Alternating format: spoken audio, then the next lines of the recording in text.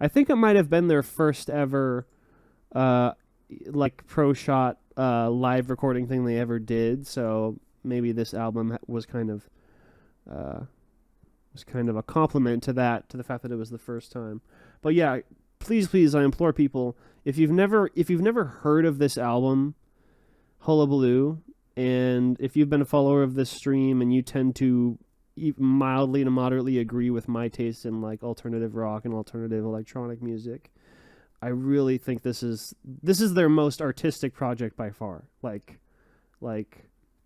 in terms of really just getting into the narrow of like weird, unique, interesting, bizarre, dark. It's also their darkest album for sure, both musically and lyrically. So yeah, it's great. Hullabaloo.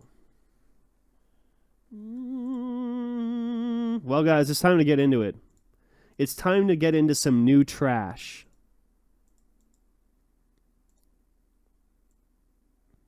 And you know the way we're going to start this is I have actually already... So there's 10 songs total that we're going to be listening to. 10 songs. I have already listened to 3 of the... no, actually, there's no... As far as I know, there's no dubstep on this one. However, I actually know... Musically, I seriously know, like, nothing about this album. I'm very excited about that. Matt Bellamy, the lead songwriter, guitarist, singer, pianist, has stated that he considers this to be kind of a collection of new, quote unquote, new greatest hits. So he would say, like, he said in an interview on BBC that as opposed to releasing a greatest hits album, what they've done is they've kind of gone through every era of their sound, and they've channeled those particular sounds and subsections of their own albums down into like 10 different songs that are supposedly going to like cover their whole discography. I think that's bullshit, because I've already listened to 4 of the songs. 3 of them were singles, and one of them there was a live video. One of them, which is the live video, I won't spoil it ahead of time, but I do think one of the songs of the 4 that I've heard is really great. Genuinely like a great, fun, very standard, but like complex, thoughtful, prog metal-y Muse song. So there's one song that I think is really good, but honestly, the other 3 that I've heard, one of them's fine. It's, you know, kind of like a 3.5, middling 3.5. The other two, I'm thinking are kind of like on the bottom half of any songs they've ever released. And they've released like 150, 200 songs over their career at this point. Exactly. So I'm expecting the lyrics will be horrible. Because killed by drones. That's actually a theme in their album, unfortunately. So that's kind of like multiple songs. Anyway, let's get into it. The way we're going to do it is we're going to play through the album in order. I will pause after each song, and we'll talk about it. And please, chat, everyone in the chat, give me your honest thoughts. If you think what you hear is fucking garbage, give it a 1, give it a 0. If you love it, let me see those 4.5s and those 5s. Let's have a good time. The first song off the album, it's a piece of shit. It's genuinely one of my least favorite Muse songs I've ever heard. I'm not exaggerating. I've listened to it like several times. I think it's terrible. It's called Will of the People. Here we go. Some mother cuckin' jock rock for your friends. That's Muse. Will of the People. Actually, I'm going to change the color a different way. There's another way for me to do it. Oh my god, it's gone! Where am I? So, guys, what did you think of that song? Did you like the new Muse track? Yeah, the Marilyn Manson comparison was pretty on point, unfortunately. It was okay, alright. I'll accept that.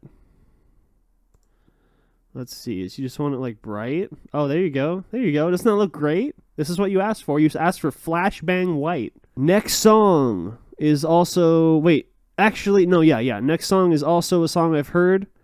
I think this next song is slightly better than the one we just heard, but still really, really, really far away from being a great Muse song in general. So let's get to it.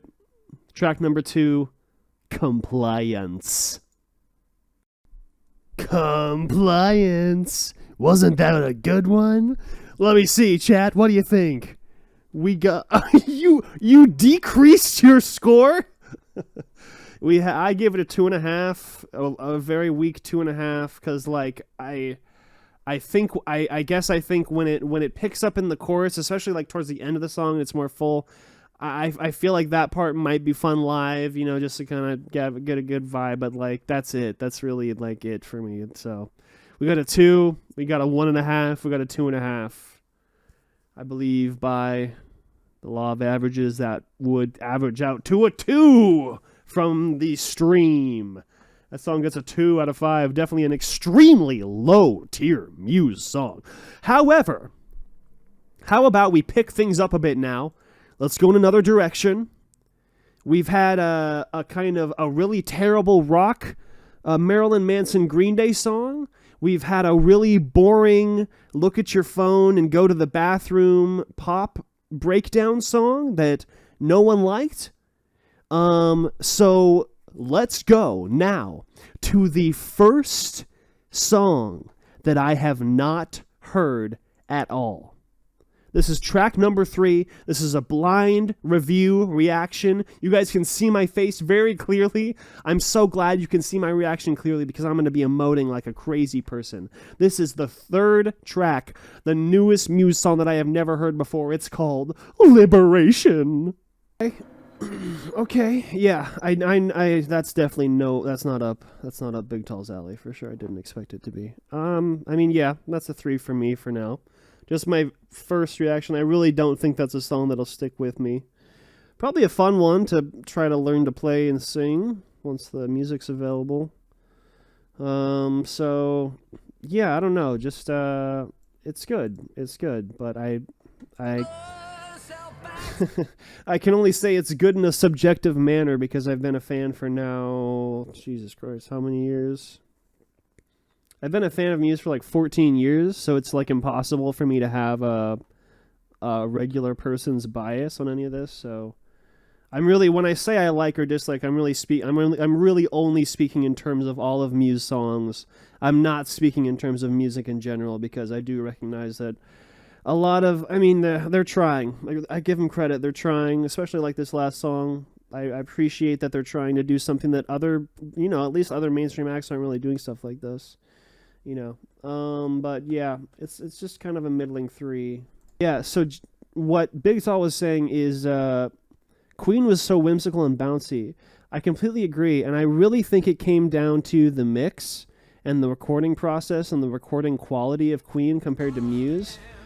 It's one of those rare situations where I feel like the access to newer technology and nicer technology and the choice to use I guess just all the settings that they are choosing to use on this particular song, it takes away I think the warmth for me. Like this just sounds, and let me know if you agree with this, Big Tall, that Muse, they're taking the Queen sound, but they're over polishing it, is how it feels to me. It's too clean, it's too pristine in the recording and the mix, not in the songwriting. The songwriting is very Queen, but I do think Matt Bellamy, he started from a very young age I think he did like a lot of rock piano, but he was really mainly into like really complex, classical stuff. And I think when he tries to emulate Queen, a lot of the time his playing is too rigid and it doesn't have that rocker's freedom, because I think in his core, he's got a good, a lot of musicians are like really heavy in music theory. A lot of them are the opposite, like Dave Grohl would be the opposite example of someone like that. And Matt Bellamy, I really think he's both for sure, but he's like a 75% music theory guy and like a 25% you know, just kind of feeling it and using your intuition. Yeah. What the fuck? Sound alerts are not playing? Oh, never mind. That was weird. Thank you. Yeah, I that's right. Bicycle. Still a blast to listen to. Yeah, absolutely. All right, moving on. So this is the third song. The next song we're going to hear is track 4. It's the third song that I have already heard. I think of these 3 songs that I had already been familiar with, this is my favorite. Again, not really amazing. It's a heavy metal track with also some like electro a little bit of dubby wubby electro stuff from what I recall. So this is Muse, the 4th track of their new album, Will of the People Won't Stand Down. That was Won't Stand Down. Muse, give your ratings in the chat. What did you think? Ooh, 3.5 from game. Oh, another 3.5. Very surprising. Okay. All right. Good stuff. Yeah. I mean, Matt Bellamy, I give him credit where it's due, of course. He's always been really, really amazing about if they are going to make a heavier, louder song with kind of a very clear, open wall of noise type of sound, he's really good at picking guitar tones and textures and bass tones and textures that just blend together so well. They're so clear and they're so rich. And it's like kind of the exact opposite of that Queen song we just listened to before this one called Liberation. With Liberation, the Muse aspect of the song was Muse going too far. They were taking a very classic identity, a very immediately identifiable musical sound, inspiration, and they went way too far in terms of the processing and recording aspect and like the microphone setup aspect of that process. However, in this next scene, I was thinking scene because we're watching a music video. It feels like a movie. In this next song, Won't Stand Down, that we just listened to. Thank you so much. Yes, thank you. That's right. Thank you. I wrote this song. Thank you. I deserve that. Okay, so yeah, but in this next song, I think we see the opposite of what happened with Liberation, where it's a sound that they've been familiar with for many albums now. It's very familiar to them. It just kind of is really just expanding and building upon the better metal Muse interpretations over the years. So, all right, well, hell yeah, I'm glad you guys both gave it a 3.5. That's very surprising in a good way. Yeah, I feel a strong 3. Might go up to 3.5 for me. I think if I see it live, I do think it'll be a really, really good time. That's another thing. Those first 3 songs we heard, all 3 of them, not really like great live songs in any way, but this is going to be fucking awesome live. All right, gonna take a little interlude here. You know I gotta do a Jimmy Neutron brain blast before we continue with the album. In the meantime, I'm going to play one more older Muse song. It's going to be I'm going to play the song that really got me into Muse as far as I can remember. There were 2 songs kind of that I go back and forth on, but this has always remained one of my absolute all-time top favorite Muse tracks. I've had the pleasure of seeing it live, I think twice, at least once I remember. Yeah, shit, why not? Let's do a live version to keep it fun. But yeah, when I first got into Muse, this was the track that did it for me.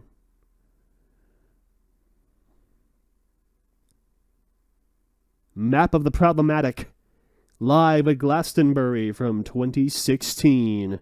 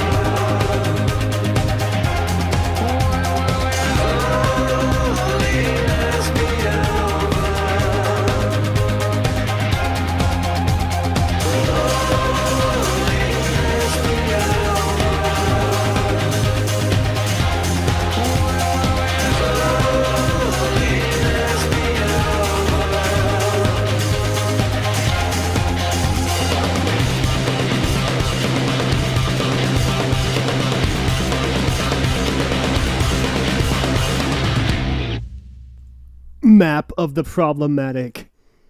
The song that got me into Muse 14 years ago. God, it still gives me chills.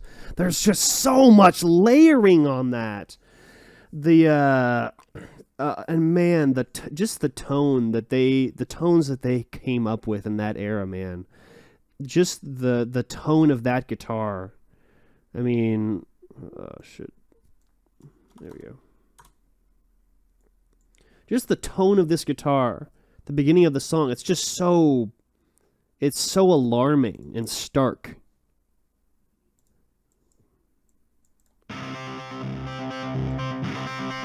This might, yeah. It's just so, it's dancey, but it's brutal. And then, of course, when the piano comes in, we're like, oh, okay, this isn't as much of a dancey track as more of it's like a very somber, solemn track that you can also fucking dance and mosh to. Just those types of songs occupy a very unique space. Reminds me of Robin's Dancing on My Own. Like, really sad. Like, the lyrics of this are very, I mean, they're melodramatic and, you know, kind of like a very Shakespearean theatrical way, but I mean, he's really, there's some decent lyrics in here, all the cheesiness considered. Life will pass before my eyes, so scattered and lost, I long to touch the other side, and the world thinks they are to blame, but why can't we see that when we bleed the same? I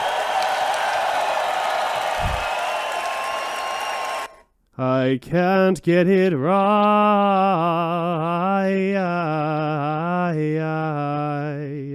Get it right since I met you.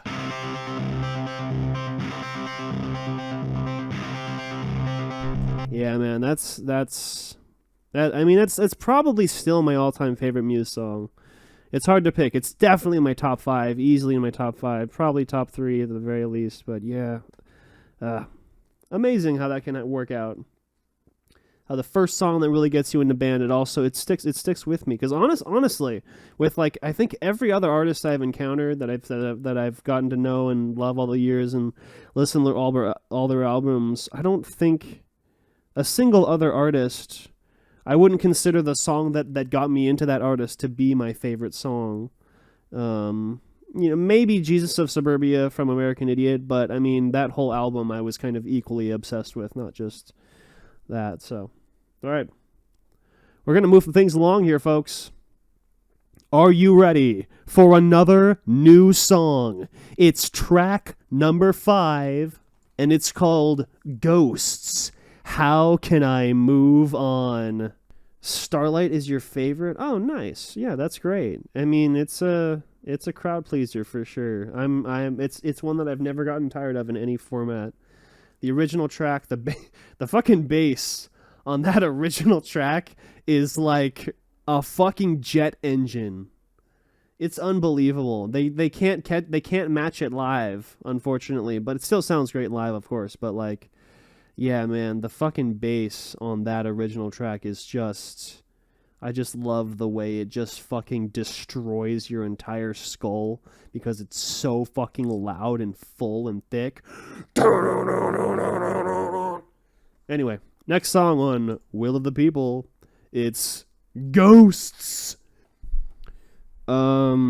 Muse, Ghosts. Gosh, I don't know about that one. That's maybe a 1.5. Just so boring. So boring. Just piano arpeggios, 4-note chords, over and over and over and over and over and over and over, and Matt doing some of his somehow some of the cheesiest vocal deliveries he's ever done. Ooh, well, 1.5 from Big Tall Not Small. getting pretty close to the bottom of the fucking barrel. I really can't imagine we're going to get a song worse than that, honestly. I really hope not. Just so average, so boring. Had to shit on it. That's good. Well, guys, it's time for something really weird.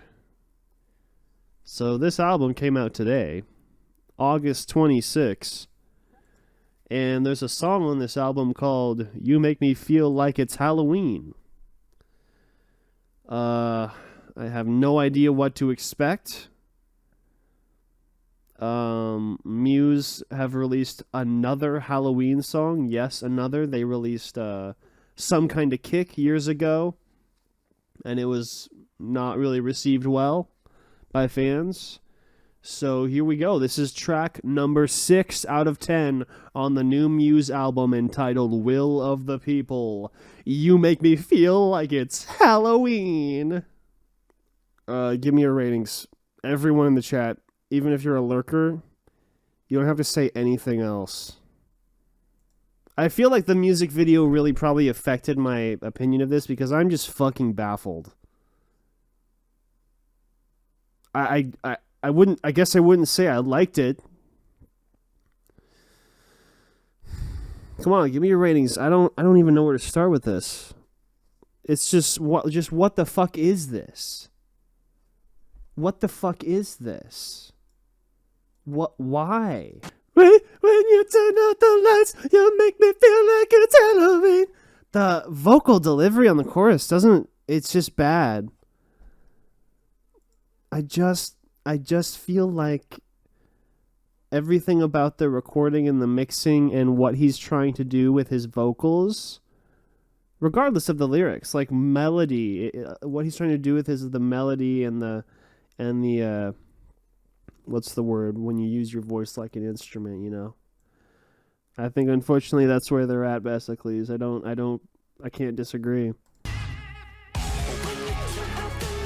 Oh my god, the vocals sound so bad! You're Muse! This is what you're good at! The mixing of the vocals don't match the song! It just feels like it doesn't belong in this song!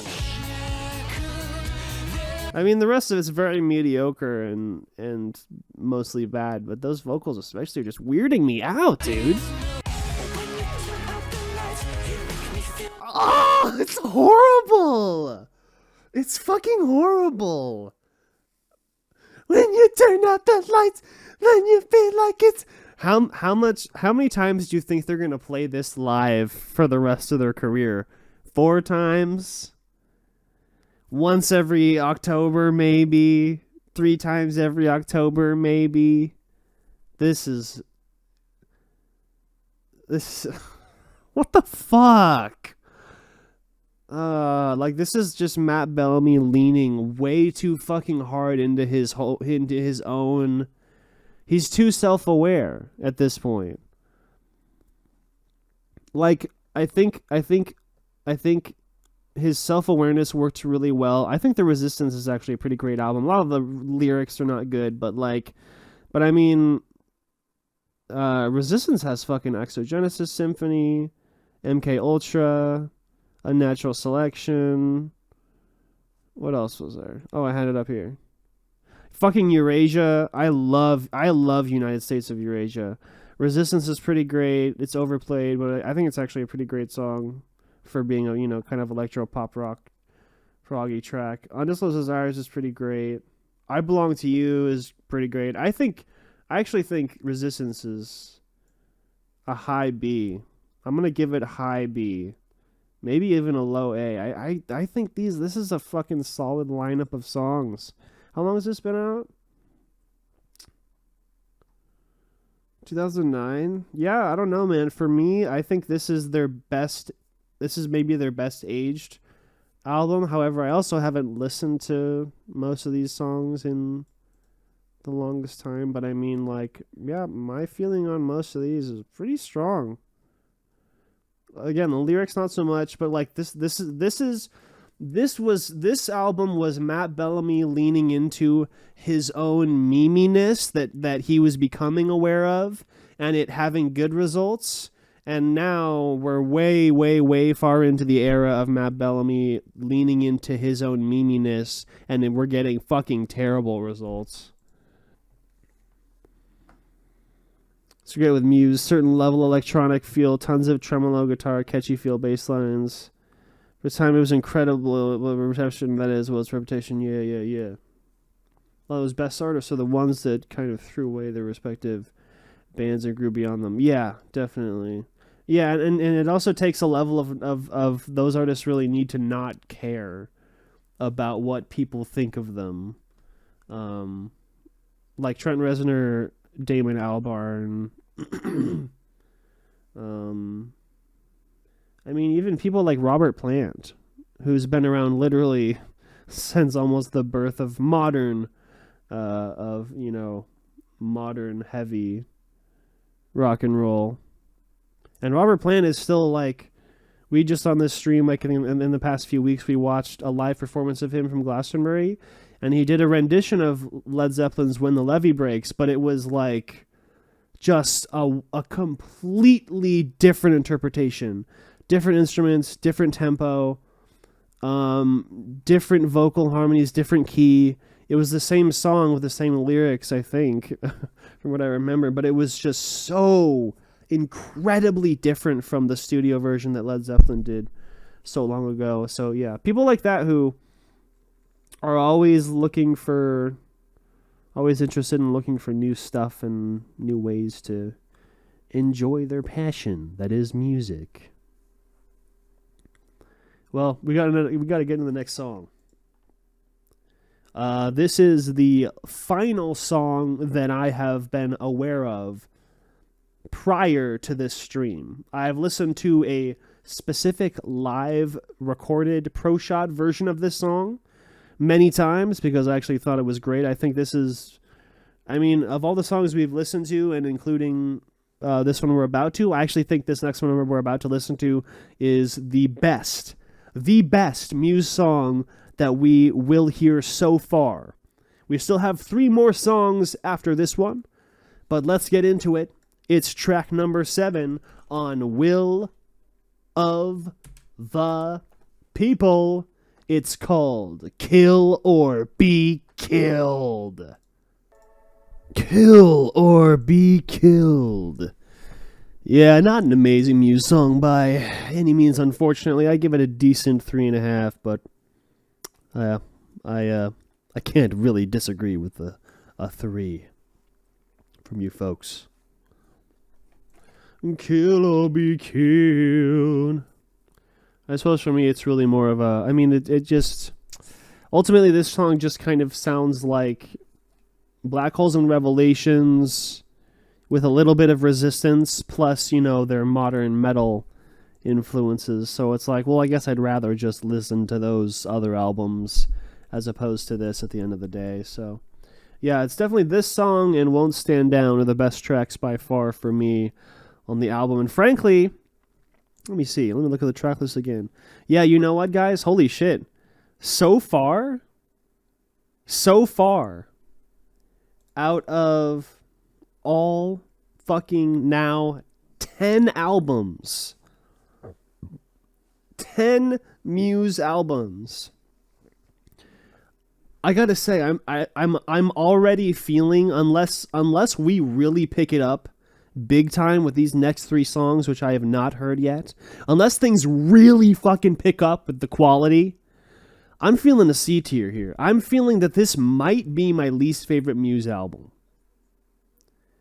This might be my least favorite Muse album. Disappointed, Muse. Disappointed. I'll reply to your comments in the chat. Let's keep things going. The next song, track number 8 out of 10, is Verona. Oh, man, that was long. That was 5 minutes. 5 minutes long of the same thing for 5 minutes nonstop. I'm going to look at this for a second and feel happy so I can remind myself of better times. No, I disagree. It was nothing. There was no vibe. I was fucking bored. I was so bored I pissed myself to make my situation more interesting.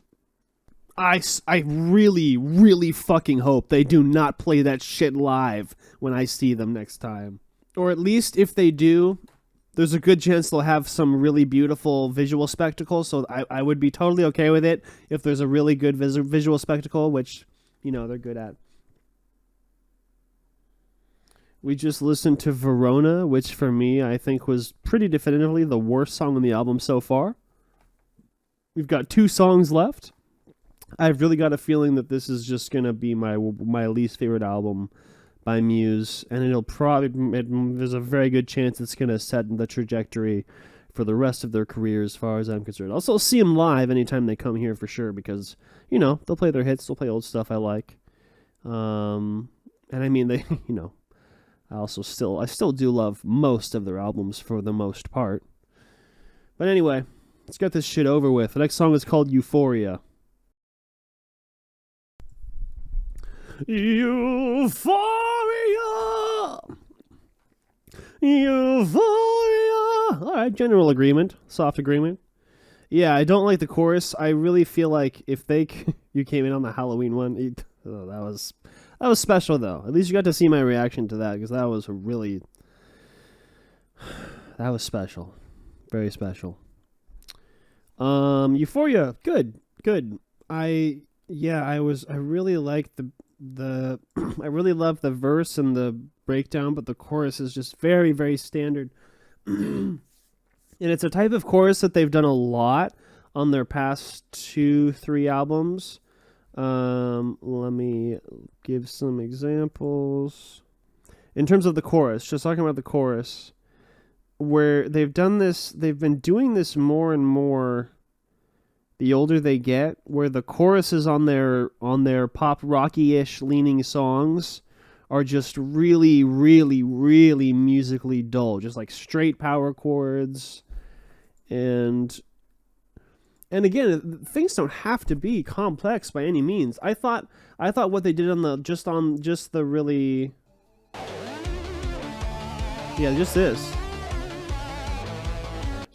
like, this is great. This sounds like Muse. It's kind of got that silly, cheesy, Musey, silly cheesiness, you know. Definitely not for everybody, but I like it. It's silly. It's playful. It'd be really fun live. This section. It just sounds like them, you know. Not an amazing Muse song, but it sounds like them, but still in a slightly new direction that I haven't quite heard. But yeah, I thought this was good. This was a strong one. I'm very surprised. The title, I thought we were going to get like another fucking slow piano song, and I was like, oh my god, please not another slow piano song. A string, 2 frets down, G string. Blah. I don't know. I'm not. Yeah. The power chord is, like the 2 is a root note, or it could be either a bar. It's like I think a power chord is technically just the root and then the 3rd and the 5th, but it could also include the entire bar chord going across the guitar.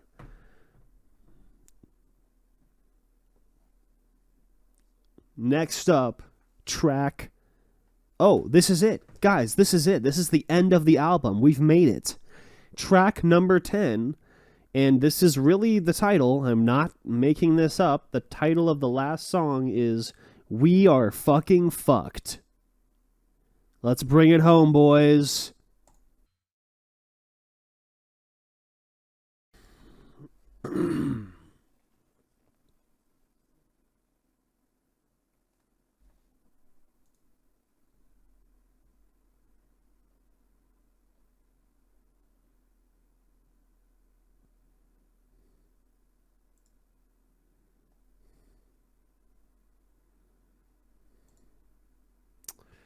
Yeah, that was 2.1. That was a pretty bad time. That was pretty bad. Ladies and gentlemen, that was the worst Muse album of all time.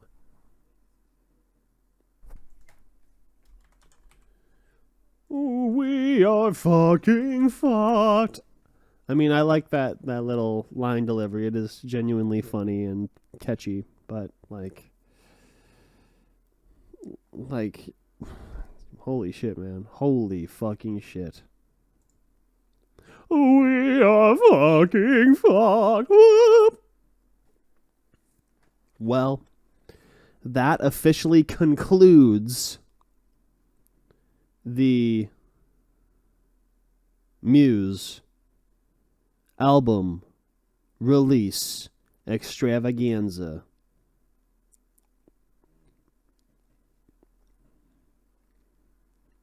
We are fucked. The first D-tier Muse album. The first D-tier Muse album, I would say. These guys are just barely scraping by. Thank you for saying that, Bestacles. Thank you for saying that. I'm all the way down to the D.